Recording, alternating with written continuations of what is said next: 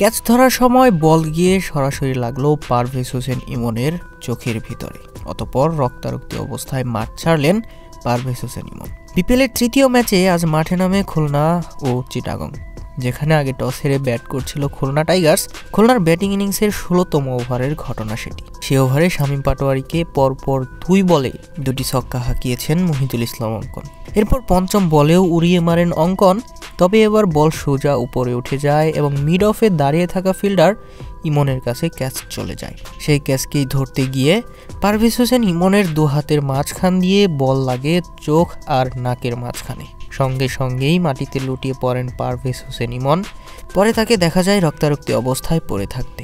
এরপর সাথে সাথেই ফিজিও এসে সেই অবস্থায় মাঠের বাইরে নিয়ে চিকিৎসা দেন তাকে। ভাগ্যিস তার চোখে তখন চশমা ছিল, না হলে হয়তো একটা দুর্ঘটনা ঘটতেই পারত। যাই হোক, তবে সুখবর হলো খানিক পরেই সুস্থ হয়ে যায় পারভেজ হোসেন ইমন। এরপর চিটাগাংয়ের হয়ে ব্যাটিংও করেছেন তিনি।